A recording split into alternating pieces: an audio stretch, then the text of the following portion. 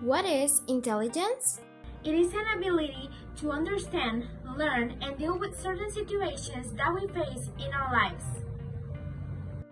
Why is it important? It is important because it is a valuable characteristic that as humans we are all blessed with. Also, because it helps us to do certain things that require that ability. What is multiple intelligence? It is a well-known theory that describes the different ways a person learns and gains new knowledge, but it can be different from each person. Here we can see the types of intelligence that exist, such as naturalist, musical, logical mathematical, existential, interpersonal, bodily kinesthetic, linguistic, intrapersonal, spatial. So these are the types of intelligence that exist. So you can evaluate yourself and see which ones you have and which ones you don't. How can we be more intelligent? There are different ways to become more intelligent, such as practice the habit of reading. Take courses that interest you to gain more knowledge. Watch videos about certain topics that you want to know more about. Be more open-minded. Get enough sleep. Eat healthy. I just want to remind you that you are able to learn anything you want. Even if it takes longer than others, you can get it. If you want it and work hard for it, you will get it. What is motivation? It is that feeling that you got when you want to do something. So motivation encourages you to act or behave in a certain way. Why is motivation important?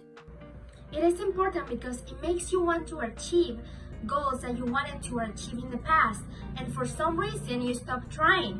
So this is when motivation appears to break those bad habits and improve good ones so you can keep going until you reach your goal.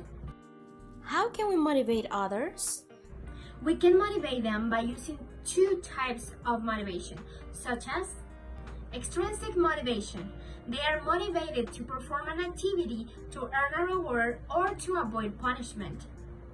Let's see some examples, such as participating in a sport to win awards, cleaning your room to avoid being reprimanded by your parents, competing in a contest to win a scholarship, or studying because you want to get a good grade.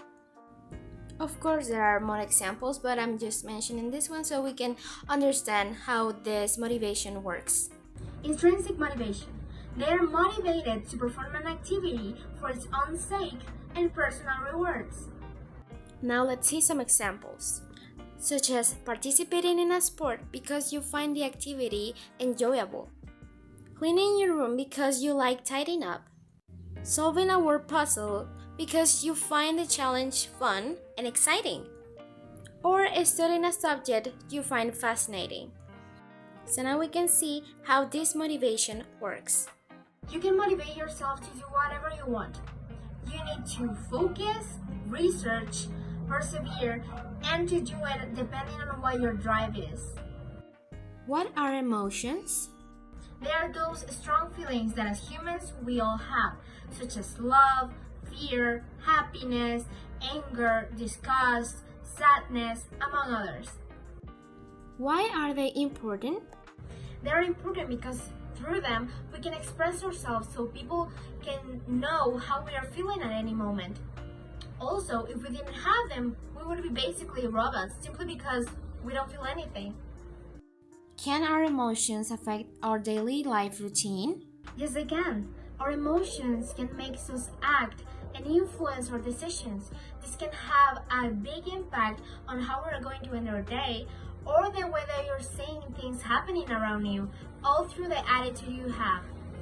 As a human being, it is important to know how to control ourselves in any situation, because with a simple gesture, you can be transmitting a right or wrong message to any person. So remember, be careful.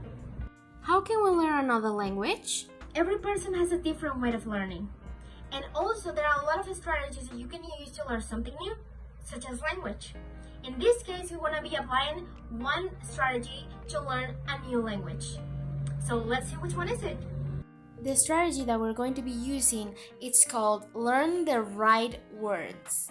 The most frequent reason people will give for being unable to learn languages is because they have bad memory.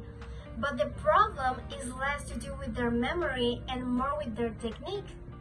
So let's see how we can apply this strategy. So in this strategy, we're going to be focused on these 4 things. So let's see what are those. First, we're going to be learning cognates. Cognates are those words that are almost the same in another language. For example, in Spanish we say gratitud, and in English we say gratitude. These two mean the same. They are almost written the same, but yet they are not. If you can see, this is a good technique to search for new words that are almost exactly written the same in another language. Also, what you have to do is to learn the most used words in that language that you want to learn. Another good tip is to learn words that are relevant to you, so you can practice those words that you already know, but in the language that you are learning. And lastly, you need to use flashcards. Also, you have to apply spaced repetition. So you're going to be training your memory, and at the same time you're going to be practicing those new words that you're learning. So remember, you need to practice, not just study, but practice. Practice makes perfect. Finally, my recommendation for you is to not give up. Do not give up. Do not stress yourself, because remember, you are able to do whatever you want. And don't let people tell you that you cannot do that, because you are able and you're going to do it. And you're going to reach that goal that you want. So believe in yourself and be persistent till you get it. Thank you so much for watching this video. I really hope you enjoy it. I really enjoy doing this video for you. And I hope you have a great day. And God bless you. Goodbye.